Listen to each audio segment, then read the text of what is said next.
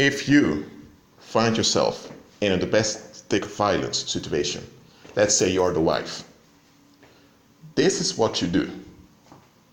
When you notice that there is unsafety in the household, you recognize it. That's the first part of your responsibility. Recognize it. Secondly, talk about it with someone you can trust. Not with everyone, not with your girlfriends and all of that. Talk it to someone you can trust. Okay? So that someone else is aware of it. And also document what's going on. Whether it's with on audio tape or with a hidden webcam, document it. So there's evidence. When you realize that you can't talk about the issues in a loving, kind manner with your husband, that's a red flag. When you realize this, make a covert escape plan. Covert. So your husband doesn't know it, a lot of people around you know it, but make your escape plan. Put some money aside. Maybe a few €100. I use euros as a currency now. Put it aside. So that when things do escalate, you leave immediately. You hear me? You leave immediately. Because understand this. If someone refuses to face themselves, in this case your husband refuses to face himself and to look for help, but he chooses to take it out on others, he's in the negative. He is becoming more and more dangerous. And the more you ignore it, and the more you comply by pleasing him, you are contributing to injustice, because you're contributing to unsafety. He gets comfortable being in the negative, because he gets validation from you anyway. And the moment you don't give validation, well, you're in trouble. So you are being conditioned and trauma bonded into giving him validation no matter what. And this is like brainwashing onto you. So after a while, you don't even notice his dangerous behavior anymore. Then one day, he does something very outrageous, like sexually molesting someone, or hitting someone out of the blue, or in his car, he hits someone with his car because he was angry, or he just, he completely loses it. That will happen eventually if you keep enabling him in the negative. But here's the thing, if it has gone so far already that you're trauma bonded and you feel all kinds of physical symptoms with the idea of confronting him, I'm telling you, you have your escape plan, that's good. Try to talk to him in a polite, loving, kind manner.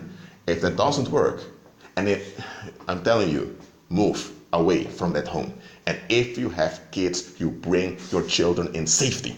Listen, you chose to sleep with that guy and have a good time with him, so now that turns ugly, you need to deal with it. Okay?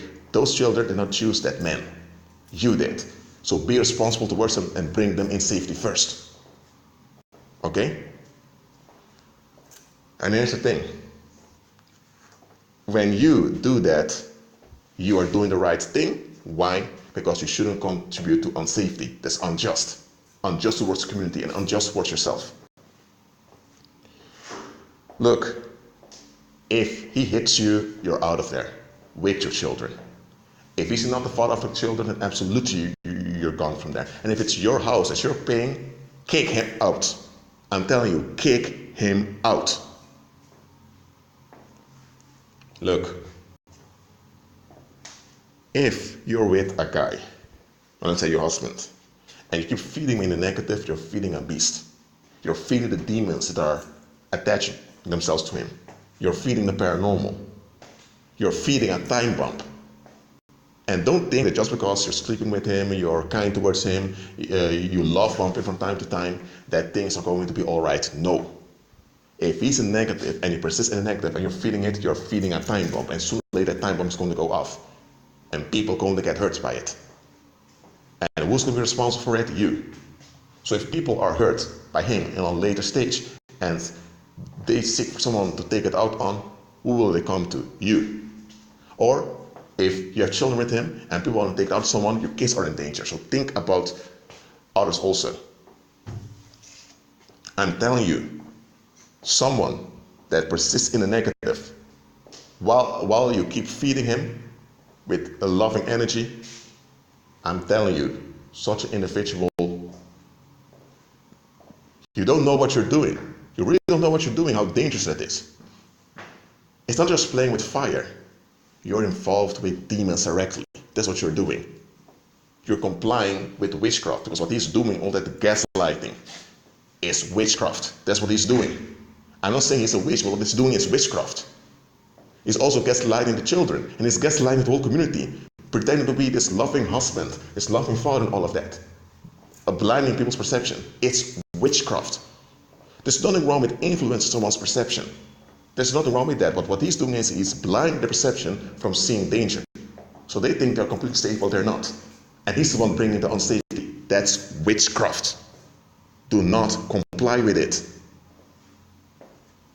And look, if he doesn't want to see, if he doesn't want to see his issues, then, well, I'm going to ask myself while you're still there. If he lays his hands on you in sense of hitting you, you're gone. If him doing an argument and you are also aggressive, you still leave, and both of you need to seek professional help. Okay? And if it comes so far that he uses physical violence, you leave. If you have children, they are gone too. And you report to the authorities, and he will be forced to take professional help, and he will be under surveillance by the community until the issues are dealt with. And if you have your issues, you need to look for help also, and be realistic also. It's not just the two of you. You're part of a human community, and you are responsible for your impact towards the community. And if you have kids, you're responsible for those kids and how the impact those kids will have later on other people. Look, lady, I don't care how sweet and kind, how Prince Charming he can be in the honeymoon phases.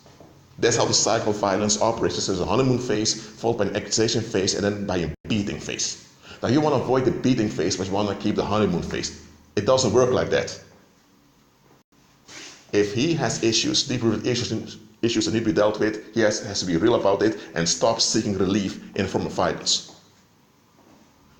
And you shouldn't enable it. And if you have your deep-rooted issues that contribute to it because you enabled him, you need to look for help also. And I'm telling you, if it comes to physical violence, leave. And if it's your house he's living in, kick him out. If needed, call the police and ask for a restraint order. But then pagan Christians will tell you, no, it's your husband, you're married. You said, I do, in our Masonic rituals. You signed the papers with Caesar or the government. So it's your husband. You're obliged to stay with him. Unless he cheats on you or you cheat on him, you have to stay with him. That's BS. They will come with God hates divorce. That's a scripture out of the Old Testament that they take out of context. That scripture related to how the Israelites dealt with the Old Covenant and how unfaithful they were in how they dealt with their fellow human beings, how they oppressed the poor. That is what it's about. They were divorcing themselves from relating to God in the right manner. So that's why God said, I hate divorce. Did he say that he is against divorce at all times? No. It's the same with honor your mother and father so you'll have a long life on the earth. Look, that's a statement, okay, from the Ten Commandments. And you know the Ten Commandments were given to the rebellious Israelites who were delivered out of Egypt to reflect their heart of stone, to reflect their negative attitude. That's why the Ten Commandments were given. That was not Christ's original plan. Honor your mother and father shall have a good life, shall have a long life in the land that the Lord thy God will give you. So it applied to them. The land that God was about to give them is the land of Canaan. Hold on a minute. They honored their mothers and fathers in the land of Egypt for 400 years long, and they remained in bondage. So giving ways to people by itself does not guarantee good outcomes. So that statement that Christ had written on a tablet of stone was meant for the people to reflect upon it and realize we can't rely on ancestor worship, because that's what the world does. That's what they did in ancient Egypt, ancestor worship. You honor your ancestors. So when God wrote, honor your mother and father, so you have a long life in the land that the Lord thy God will give you, they should have thought, hold on a minute, the Lord our God is giving us that land, not our parents, not our ancestors. So why is it written, honor your mother and father, so that we can have a long life in the land that the Lord will give to us? If the Lord is giving us that land, it means we need to honor him, because he's the one giving the land. You get what I'm saying here? He is the one giving the land. So why would the Lord want us to honor people that remained in bondage and kept us in bondage for 400 years? So that statement on the type of stone should reflect on it, and it should have caused them to think and to look at the bigger picture. It didn't. When Paul cited this in the New Testament, he placed it in context. He said to believers from believing households where they honored Christ, honor your mother and father, so you have a long life on the earth. Why? Because their mothers and fathers, their caretakers, honored Christ. Their caretakers were not wicked. They were not willing with every will type of people. That's why it was safe to give those people influence upon your life's affairs and to allow them to have influence over you, because they honored Christ.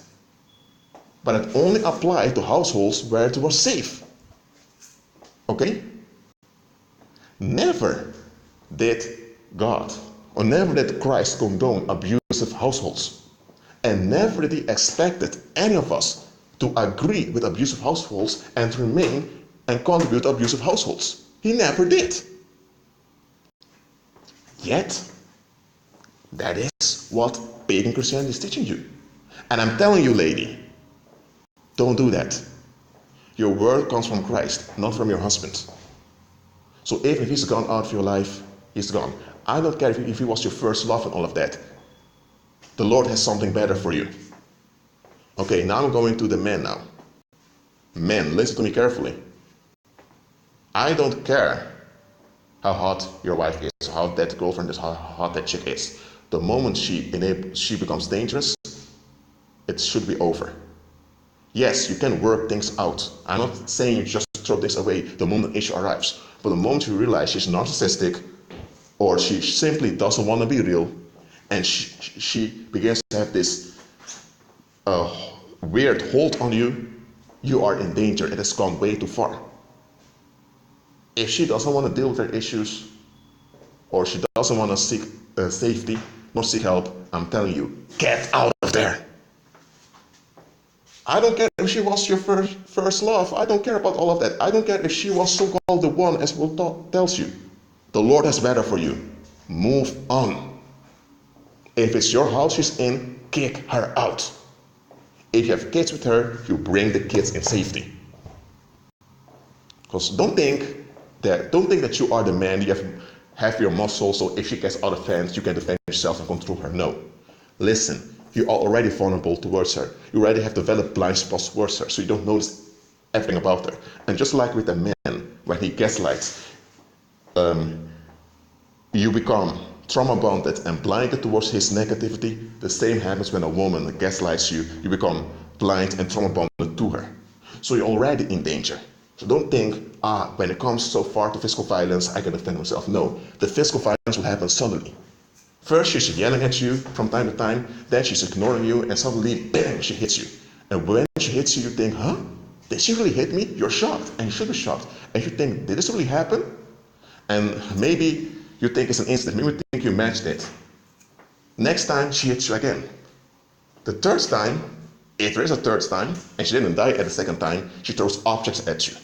Or she begins to complain about you with her boyfriends that she's sleeping with behind your back.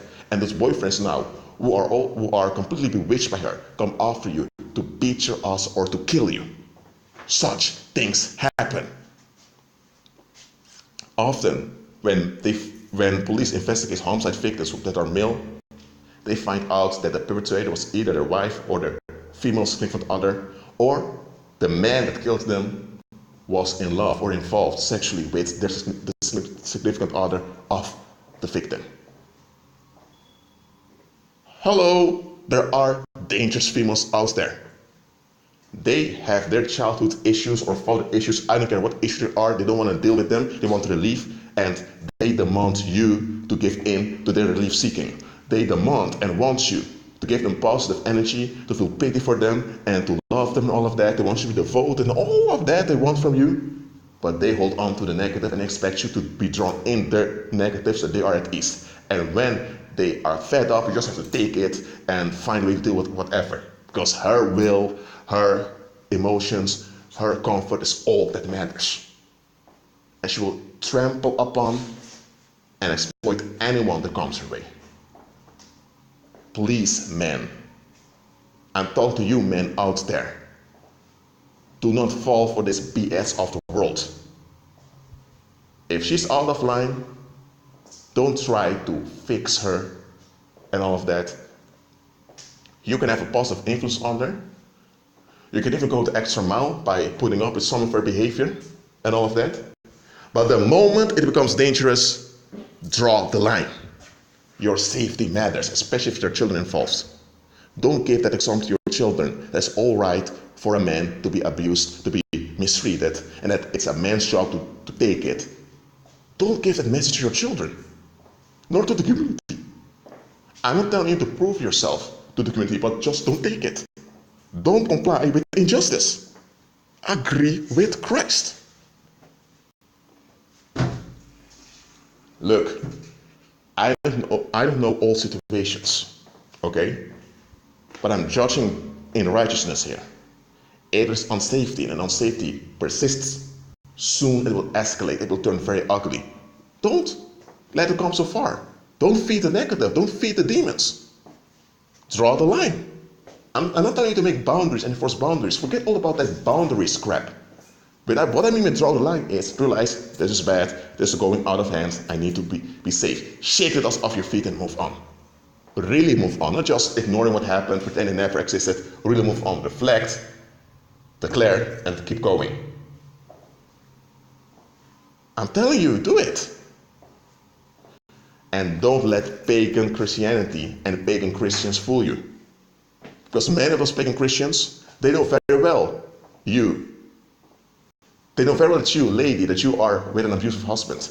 And they're talking about you and gossiping about you in church and outside of church. People asking themselves, how can you stay with such a man? But when they meet you, they say hi to you, say God bless you, hallelujah, and all of that. And they say, well, you need to hold on, you need to hang in there because it's marriage is God's will, God hates divorce, all this religious crap.